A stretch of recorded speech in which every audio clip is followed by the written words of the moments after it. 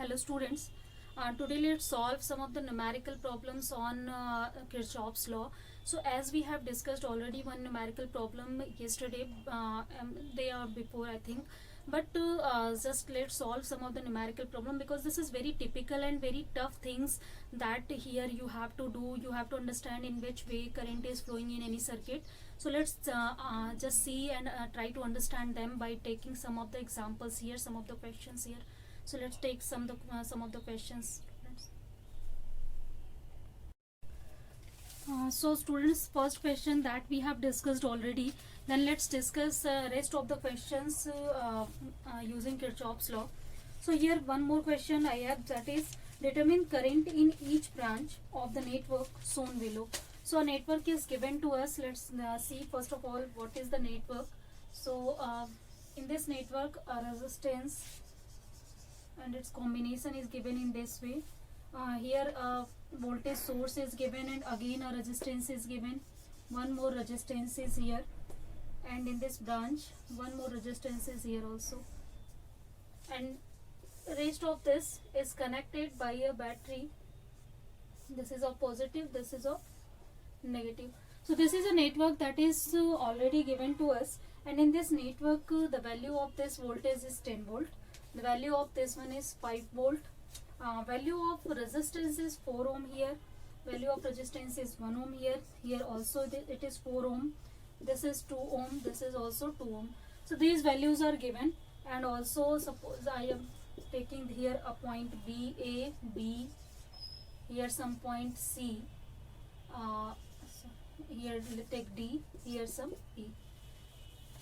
So now we have to find out first of all in this circuit what will be the value of current that is flowing in whole of the network.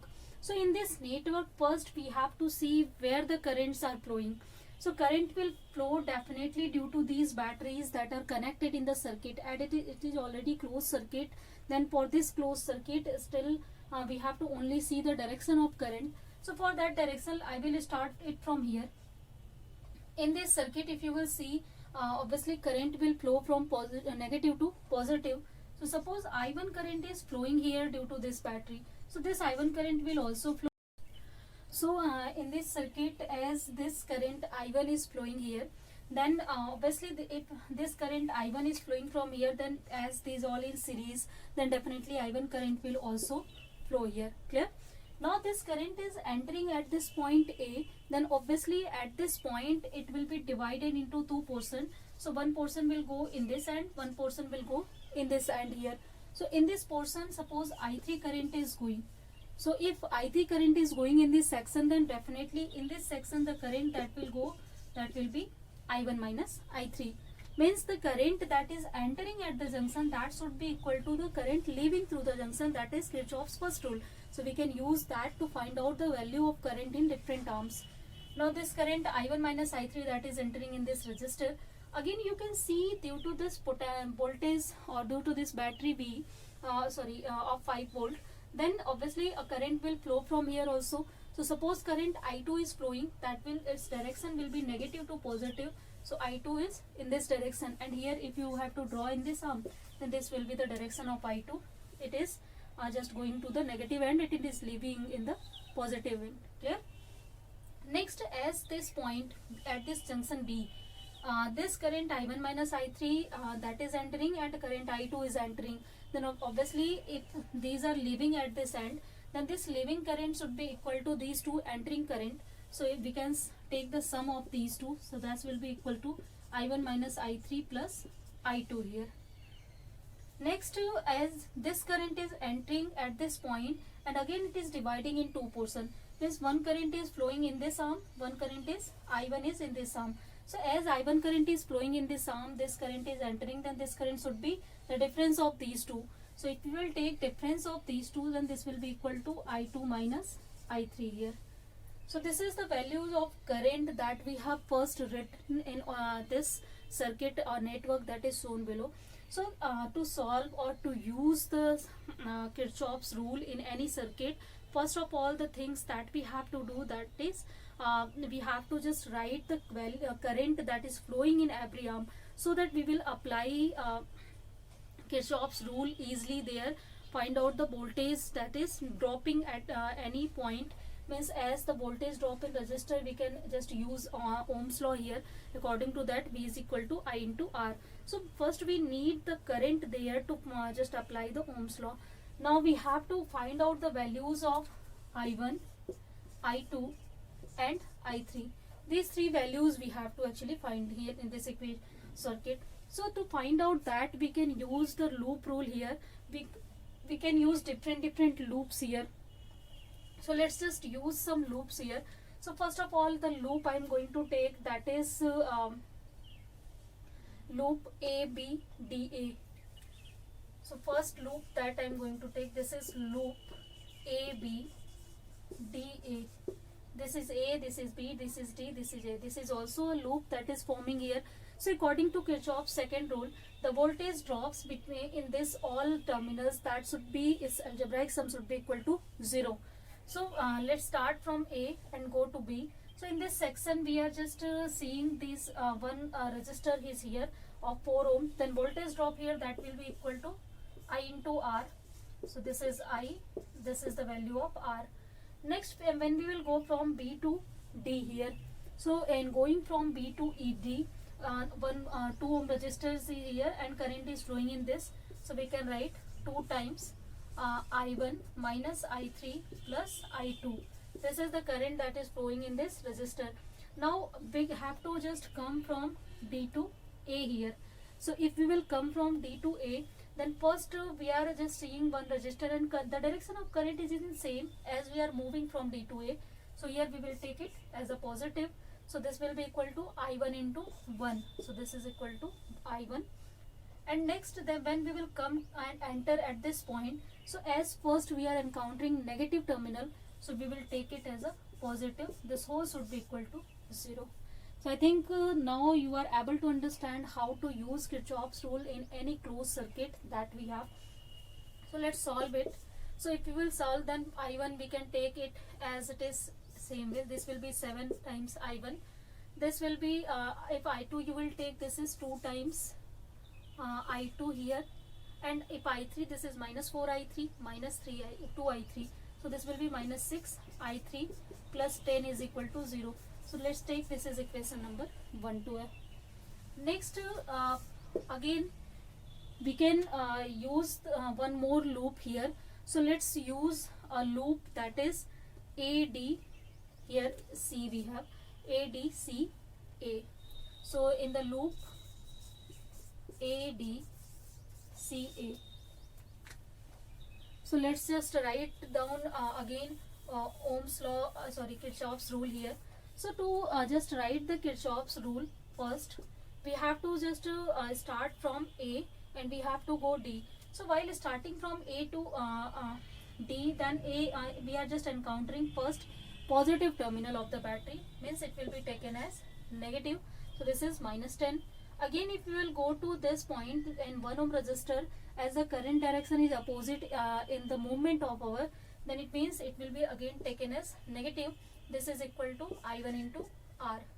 Then we will come from D to C. So while coming from D to C, there is a current, that is I2 minus I3, that is flowing in the same direction as in our movement.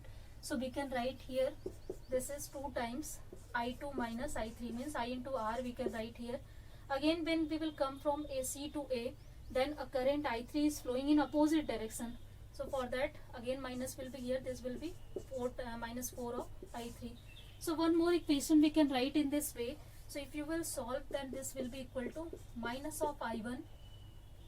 Here I2 we can write, this is plus 2I2 minus 2I3 and 4I3, that will be minus 6I3, that, and this is minus 10 is equal to 0 we have. So in this way, our second equation we have written. So we have just take it is equation number 2. So as we have to solve our values, so we have to find I1, I2 and I3. So here we are seeing there we have 3 variable. So to find out the value of 3 variable, at least we need 3 equations. So here we have 2 equations by using 2 loops. Again you have to write one more equation in I1, I2 and I3. and after that you can use that and find out the value of I1, I2, I3 by simple the solution that you have done in the case of linear equations. So let's write down again for one more loop here. So for one more, this just right, this is 2, this is 1. So to just write one more loop, I'm just going to erase this one first. As you can use any of the loop that you want, I just want to use this one loop and I don't have a space, that's why I am just rubbing it. So this is now two equations we have written using different loops here. And now let's write the third equation in the loop BECB. This is also a loop we have. The third loop that we can write, that is BECB. So for this third loop, let's write again Ohm's law. Sorry, not Ohm's law. That is writing Kirchhoff's law here. So let's write down it for B to E. So when we are going from B to E, we are encountering first positive terminal. So for this positive, we have to write negative value, that is -5. When we will come from BE to C, no of the terminal is here.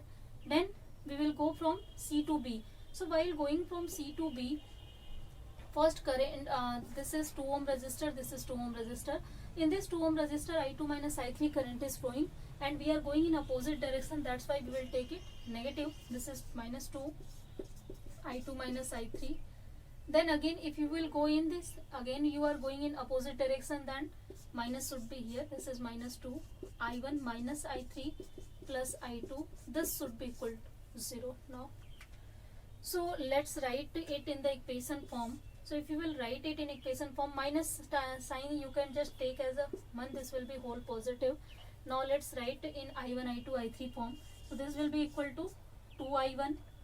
Here 2I2 and 2I2. This should be equal to 4I2.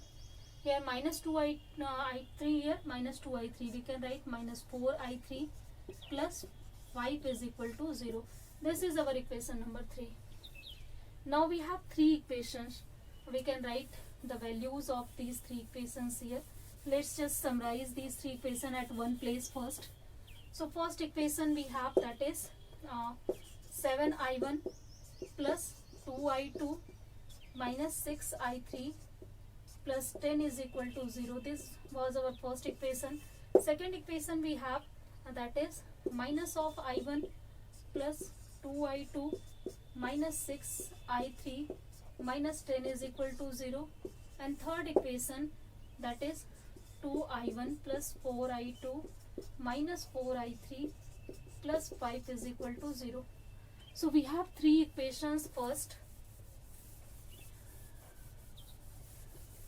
Now as we have to find out the values of I1, I2 and I3, and we have 3 equations. So these 3 equations are enough to find out the values of 3 variables.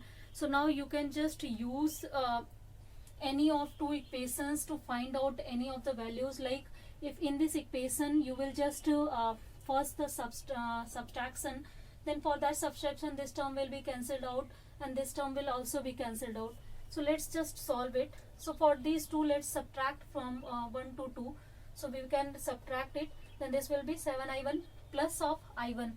So this will be equal to 8I1 and this 2 will be cancelled out and this is plus 20. This is equal to 0. So from here we can write I1 is equal to minus 20 of 8. So this can be solved and its value after solution, this will be equal to 2.5 ampere. So minus sign indicates that the direction is opposite to the application of the battery, simple. So you can just write down 2.5 ampere also. So it is the value of I1. First current we have calculated.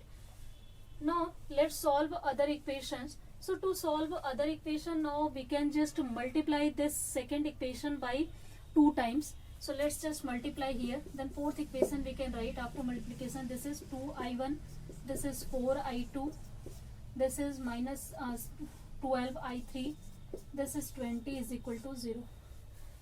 Now in this 2 equation, if we will subtract these 2, then we can find out value of I3 easily. So let's just subtract it. So if we will subtract, this 2 will be added here. So it means that we will have 4 times I1.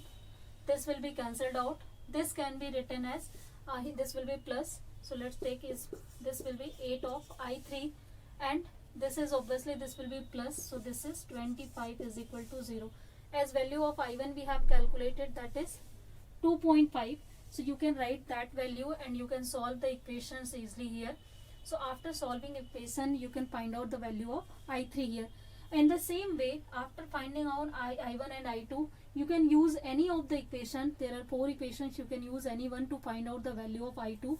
So it is obtained that I2 and I3 both values are same. It is 1.875 ampere. So this is our answer for this whole of the network that was given to us. Let's see one more network. To understand the Kirchhoff's rule and the loop rule, how can we just write down the currents anywhere? So for that case, one more question I am going to take.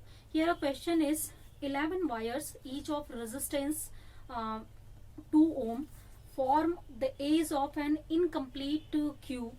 So we have to find the total resistance from one end of the vacant edge to another end of the same edge. So let's first write or make a circuit by using the concept that is given. We have 11 wire, then we can make a cube by using that 11 wire, and that is incomplete cube. Obviously that will be incomplete. Reason is that you know that to make a cube we need at least 4 sides, 4 edges. It means that here will be one edge that will be absent. So we can just start from this. Suppose this is our point, and first if you will start to make it, then let's just make it. In this first of all, these 4 wires that we have used here, in this case of 4 wires, now we can just connect them in this way. So now we have used 1 2 3 4 5 6 7 wires we have used here.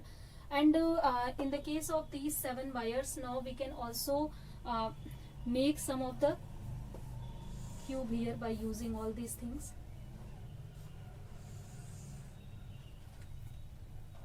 So in this cube, one more thing you can write.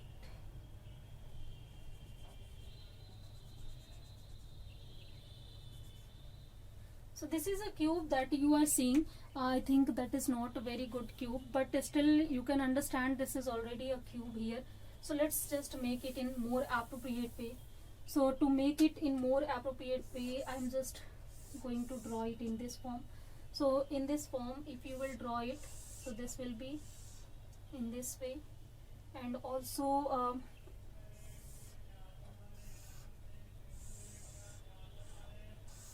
like in this way. So in this way, now you can see we have 11 wires that we have joined here. 1 2 3 4 5 6 7 8 9 10 11. We have 11 wires that we have joined to make an incomplete cube. It is given that reason why we, that is one end is just absent from here. Now we have to find out the equivalent resistance in these two, between these two vacant places. Suppose I'm just going to give these 2 points, that is A and B. So we have to find out equivalent resistance between A and B, where all these wires are representing the resistance of 2 ohm. So now we can use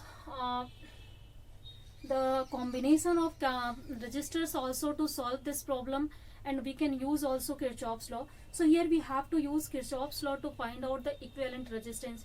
You can also use Kirchhoff's law for this case. So let's use that, because you have already solved number of numerical problems using combination of resistor. But if you want, then you can also solve it by that method and just compare that your answer is correct or not. So to first of all, to use the Kirchhoff's law in this circuit, we need current, because whenever we are taking any loop, then we need a voltage drop, and in the resistor voltage drop is equal to V is equal to IR. So first we need I here. R is given to us, but we need I. So to give it a current, we just supply some of the potential by ourselves. So this, suppose this supply that we have connected between these 2 points, this value of this is epsilon that we have taken, and suppose this end is E here. Now you can see that due to that a negative to positive of current, suppose 2I current is flowing. Later I will tell you why I am taking this one. So 2I current is flowing, and at this end 2I current should be enter here. So this is our primary concept. Now you can see that this is a closed loop that we have formed here. So in this closed loop, again, if 2I current will enter here, then this 2I current, obviously that will divide from here. Let's first write some of the values here, or naming here. This is D, suppose this is E, this is F, this is C, this is H. Now all the junctions that we have just given name to it. Now at this point A, this 2I current will be divided into 2 portion, as all the here resistances that are making a cube.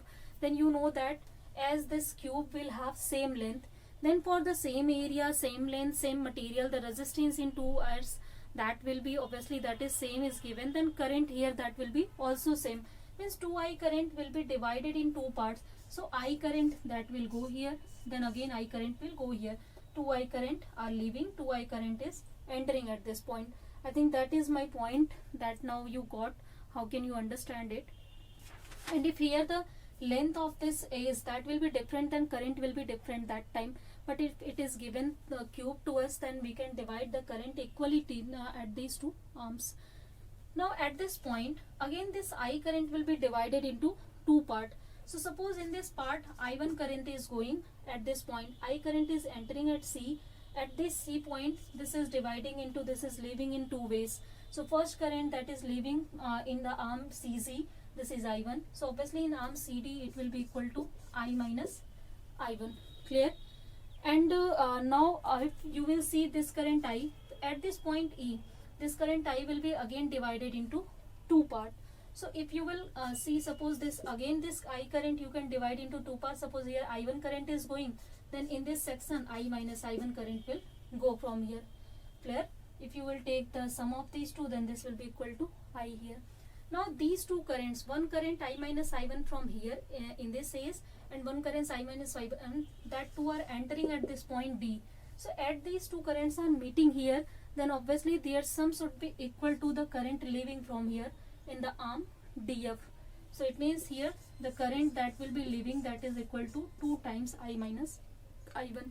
So for the value of current, to write the value of current in any arm, you have to use Kirchhoff's first rule. Current leaving at the circuit, that should be equal to current entering at the circuit, or at the junction, at the node point that you can take. Now to I minus I1 current that is entering at this point. Now again it will be divided into 2 parts. So at this point, if it is dividing into 2 parts, then definitely here 2 times current we have. Then I minus I1 current will be here, and I minus I1 current will be here. In 2 parts we can divide it easily here.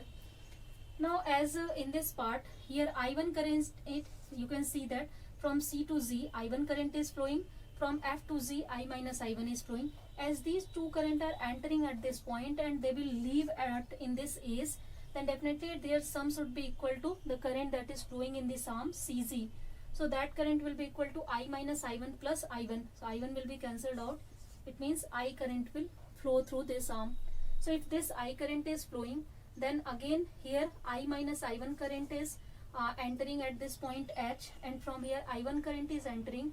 Then you can take the sum of these 2 to represent the current in this arm. So this will be equal to I minus here this will be obviously this is equal to I. So I minus I1 plus I1. I1 will be cancelled out I, and this I is entering at this point V. Then obviously these 2 current entering, that should be equal to leaving current. So this is equal to 2I. So I think first the division of current, that is the most important factor of Kirchhoff's law that you got now. How can you divide the current into different parts? Now as we have divided it, then we have to find out the equivalent resistance. So suppose this whole of the incomplete cube, we can just replace it by one resistor that has resistance capital R. So obviously by using Ohm's law, we can write voltage, this is equal to current into resistance. So current is 2I, resistance is R we have. Clear? I think there is no confusion in that section. So we can write by using Ohm's law, this is 1. Now we have to find the value of this capital R. So let's to find out this value, let's use some of the loop here. Any of the loop you can use to find out the value of I here. So here one more question we have to find this epsilon, this I, and by using these two we can calculate what is the value of R. So to find out it, first loop that I am going to take, that is loop E A. This is here, this loop I am going to E A E. I think the 2 points I have just given E value. Just take it I, E A I. This is H. This is again B. This is E. Means E A H I H B E. This is a loop that you are seeing. This is a closed loop. We can see. I am going to take that loop. Let's write Ohm's law here. So Kirchhoff's law here. So according to Kirchhoff's law, this external supply, its value should be equal to the voltage drop in all the terms here. So as in this circuit here, 2 ohm resistor we have used, 2 ohm resistor, 2 ohm resistor. So the voltage drop in these three resistors, that should be equal to this value epsilon here. So it means epsilon is equal to, it should be equal to, if you will go between A to I. So 1 2 ohm resistor is here, 1 2 ohm resistor is here, 2 ohm. It is given in our question. So it means that the voltage drop between A and I, that should be equal to 2 times 2 into I. Again the voltage drop between I and H. So as we are going to from I to H and current is also flowing in the same direction, so this will be plus. This is equal to 2I1, and then from S to B we are coming and current is also in the same direction, so this will be equal to 2 times I. So this is our answer here. So now we can solve it. This will be 4I plus 2I1. So this is suppose equation number 2 we have. First equation we have written already. Now again we can use one more loop here. So the loop that I am going to use, that is here this loop C D F Z C.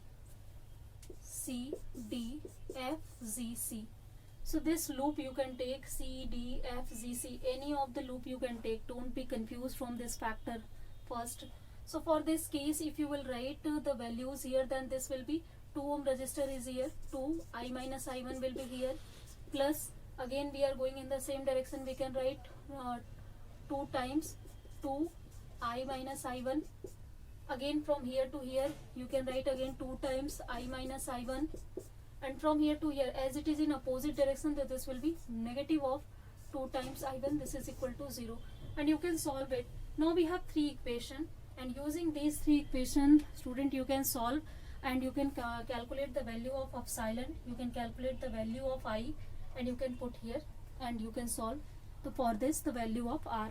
So just solve it by yourself after now, and then when you will solve it, then the values that are obtained for the R, this is equal to 2.82. So in such a way you can solve any of the problem by yourself. So I think student, all the things that I have discussed, that is now clear. So I think now there is no problem while solving this. Still if you have problem, then we can solve it again. So I think to just reduce your confusion, let's solve it. So first, if I will write here this value, so this is equal to epsilon is equal to 4I plus 2I1. This is our equation number 2. Then if you will solve this one equation, so by this one, this is 2I here, this is 4I, this is 2I. So whole this will be equal to 4 plus 2 plus 2. This is 8I we have. Then for I1, if you will write, this is minus 2I1. This is again 4I1 minus 4I1. This is minus 2I1, and here 2I1. So this 2 to 4, 4, 4, 8. This 2 is 10. So this is minus 10I1 we have. This should be equal to 0. Now we can write the value of I1 in the terms of I from this equation. So from here, if you will calculate the value of I1, so this is equal to 8 by 10 of I, or you can write 4 by 5 of I. Now we can write this from here. So if you will just write down, first use these two equations. In these two equations, these two are representing epsilon. Then we can write 2IR. This is equal to 4I plus 2I1. This equation can be written by these two. And now you can take 2 as a common. This will be IR is equal to 2I plus I1. Now we can write down the value of I1 here. The value of I1 was 4 by 5 of I here. So we can just take I as a common now. So if you will take I as a common, then R will be equal to 2 plus 4 by 5. And from here this will be 5 to 10, 14 by 5. And if you will solve it, definitely this will be equal to 2.8 ohm. So I think that now that is clear, as I was not actually telling, because you are able to, I think, solve the linear equations easily by yourself. But still, I think now the questions that we have taken today, that is totally clear for the Kirchhoff's law. So I think these questions are enough. Then in next class we will again take some of the questions on Kirchhoff's law, so that you can be able to understand it in more clear way. So I'll just take some of the example in next class. For today, just end the class here guys today. Thank you.